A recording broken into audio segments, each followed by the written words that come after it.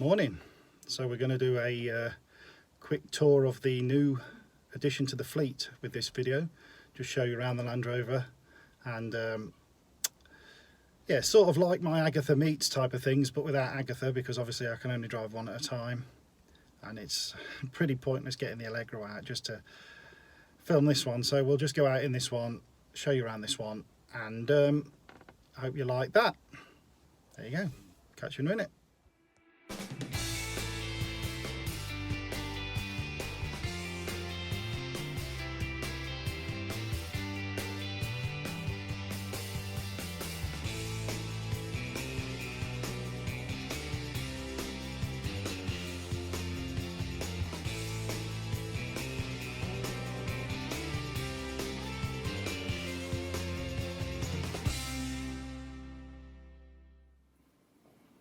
Right, so this is the paperwork that I got with the vehicle, all the original books. This is the service history that's completely stamped up from the start, right up until, goes to 12 in the book, but they've done 13 on the back. 98,294, 13th of May 97. All them are in Chepstow. Now what, I've got a list of the owners here. First owner was Avis Leasing. My guess, and it's only a guess, but because it was registered to them, I'm thinking it was a lease vehicle for a company or a individual that worked for a company, because all of the 13 stamps in the book are in Chepstow, Gwent, which is Wales border, Monmouthshire, I think. Geography is not great. So 13 stamps, but it stayed in Chepstow then. The second owner, Mr. Clark, lived in Chepstow. The third owner, Kay Hillier, lived in Chepstow. So I wonder whether the first owner, Mr. Clark, maybe bought it from the leasing company because he was using it, or certainly somebody who knew somebody in Chepstow bought it. It's too much of a coincidence. So up until 2001, it stayed in Chepstow. So this is 4 years after the service history finished with, you know, Avis, I guess. Maybe it got to 10 years old and that's when they got rid of it. 2001, it moved not very far, just over the bridge of the estuary into Bristol, into Clevedon. Trevor Gilpin owned it then. Didn't own it for long, about 18 months, till December 2002. Well, last receipt that he got, that he paid for work, was December 2002. Colin and Julie, who I bought it off, owned it from 2003 right up until last weekend. They owned it for 17 years and they only did 25,000 miles in it.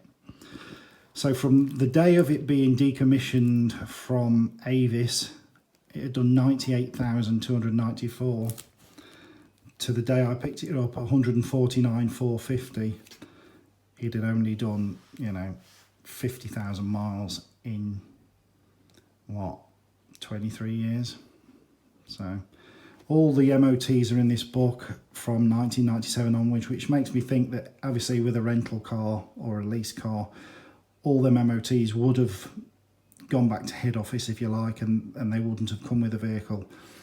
So I've got every MOT from 1997. It's done 52,000 miles since 1997. These are just receipts there, receipts that I've done on it. This is the MOT current, and then every MOT going back for however many years, a lot. Old styles. These ones are in Welsh. Had loads of tax discs. That is all the receipts that the last owner spent on it. That's all the receipts that the owner before spent on it. That's all the receipts from the owner before that. That's all the receipts from the second owner. And then obviously I've got nothing from Avis other than the book telling us it was an Avis car. Right, so I didn't show much of the inside when I did the initial collection the other day because it was absolutely minging. I've cleaned all the dash and everything, hoovered the carpets out, and I've fitted rubber mats under the carpet just to add with the sound deadening. I've also put it under the seats. These seats need a good clean. I've got a wet dry vac thing I can borrow to do them.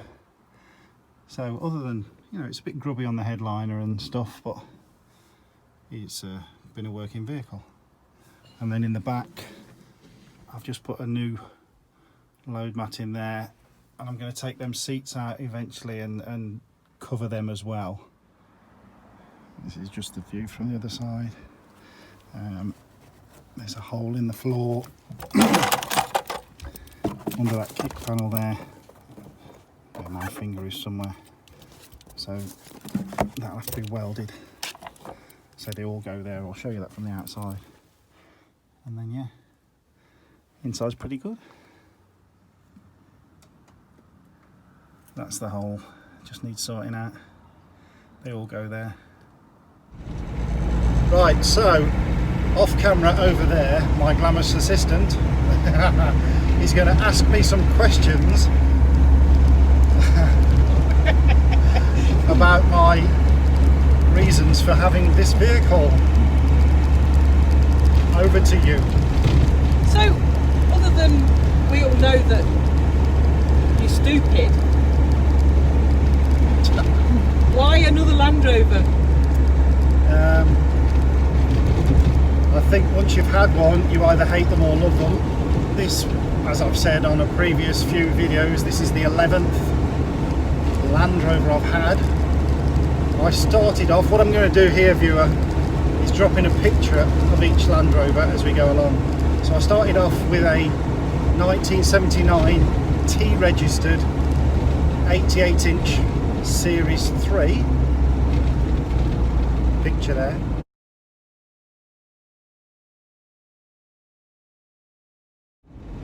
Then moved on to a 1969 G-Reg. Go on. Can I just interject? Interject, oh yes. Have you got a picture of every single Land Rover you've had? Of course. Well, Why wouldn't you? carry on. Anyway, so yeah, second was a 1969 88-inch Series 2A picture.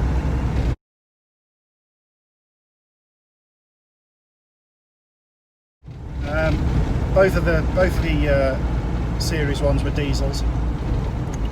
Then I got a G-registered 200 TDI Discovery 3-door, one of the first ones.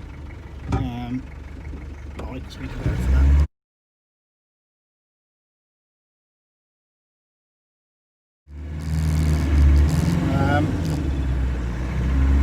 After the Discovery, I got a 300 TDI Discovery on an M-Reg.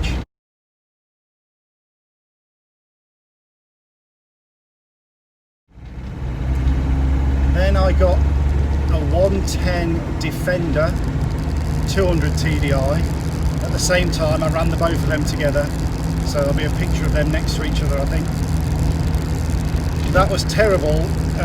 It had no power steering, it used to kill me.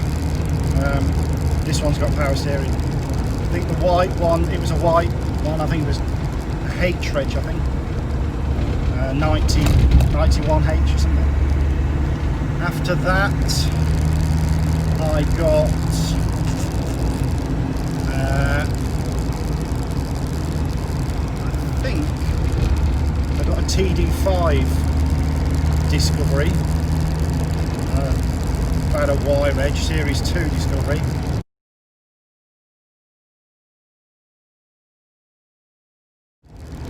Then I got a TD5 110 Defender.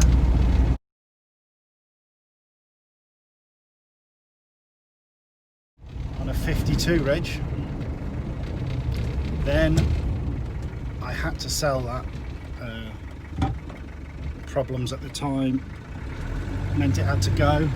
and I had to downsize massively to a Freelander, but the petrol one. I think that was 52 reg, I think.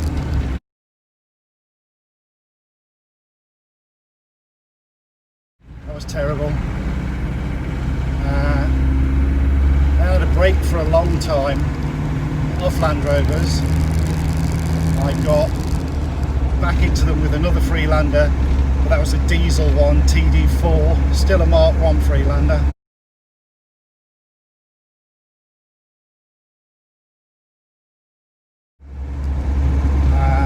Then I sold that and got the Freelander 2 that you will see in my very early videos that fetched the Allegro and fetched the Maestro for Simon and my Maestro as well.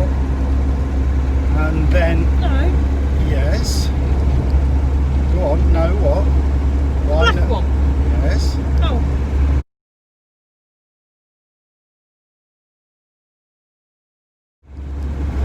Then after that, I had a break for a while, but not long, and we're on this one.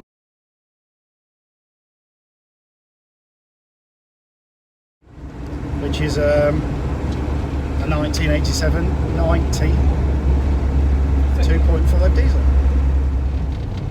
Okay, so your latest buy is Nessa, and she's 33 years old. She is. Why go back from a newer vehicle to this particular one? Well, every time I've had a Land Rover, I've always liked, we'll call it the Defender shape, but I just couldn't justify buying one before. The Freelanders were because I wanted Land Rovers again, but these are just stupid money. My 52 plate 110 TD5, I sold that in 2006. It was about 4.5 years old, and I only got 6,700 quid for it, and that's what they were fetching. It was just the price of them. And year on year, since they stopped making Defenders, or the original shape Defenders, the prices have just gone stupid, and I was just not going to pay that money. But I've always wanted another one, but the Freelanders were just a stopgap really. The problem is, I'd set myself a figure of what I wanted to spend, and at the point in time of buying this one, deregistered 1987 Land Rovers fetched this amount of money, and that's all there is to it. So I'm in an older one, partially because I couldn't afford a newer one, but also I don't really like modern stuff that much. The electronics is really annoying. So yeah, I like driving old things, that's about the only reason. But like I say, finance director sitting to my left, who's also asking the questions, allows a certain amount of money for me to waste on silly things. And yeah, this was really as much as I wanted to spend, so that's why I've got this. A certain amount of money to borrow. To borrow, yeah. Yeah, you know, Heather saves money, I spend money, but I have to pay her back, you know. It's just it's better interest rates than the bank. There you go.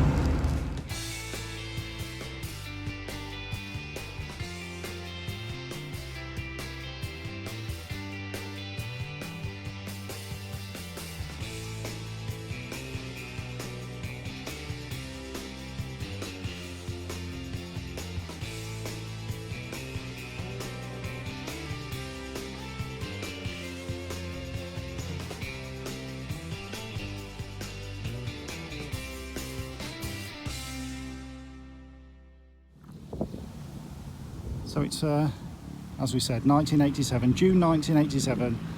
It's a County, which was quite high up spec, believe it or not. 7-seater. It's got all the extras that you could have. Cigarette lighter, clock, rear wash wipe, stuff like that. That was not standard.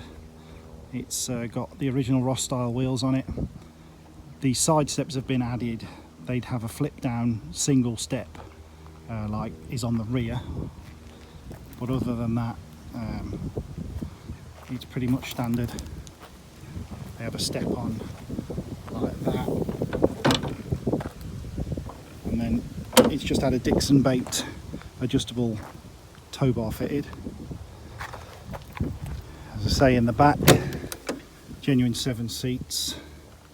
I'm just gonna, as I've said, I'll recover these with this stuff when I take the seats out. It would have had carpets in here by the look of it, but they've been ripped out. And then in here, same, it's all carpeted. I've just put some rubber under there. So there we go.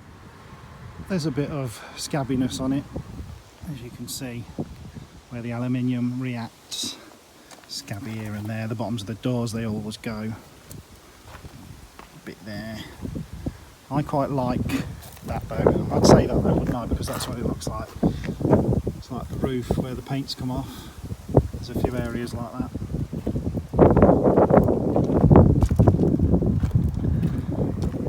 Nice dents in the bonnet from where people have stood on it, obviously. Again, more paint missing there. So it's got the original 2.5 litre diesel turbo engine in. It's called the 19J variant of the engine.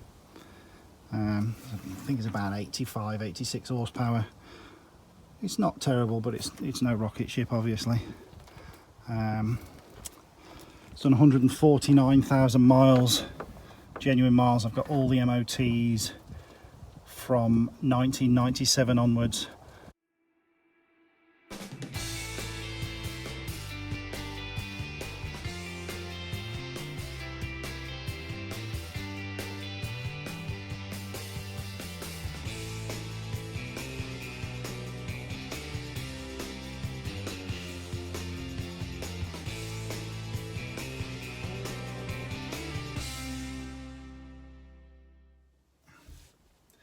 There we go then, so that was a quick look around the 90. I hope you like that. As you've probably caught by now, I've named it Nessa. Reason for calling it Nessa, I always name my cars girls' names for a start, as you know. I like to name them after the model. So Agatha the Allegro, Miranda the Maestro, Nessa the 90, because it's not a Defender, it's still a 90, this one. Defenders hadn't come out yet, so Nessa the 90. The reason I went for Nessa is because, as I said in all the paperwork that I showed you, this vehicle was, although it was registered in Middlesex to Avis Rentals, leasing, whatever, it actually went straight away to Wales and spent at least the first 10 years of its life in Wales. So I thought something Welsh would be funny, and that's the only reason I did it. Anyway, there you go. Hope you enjoyed it. I'll catch you next time. Cheers. Bye.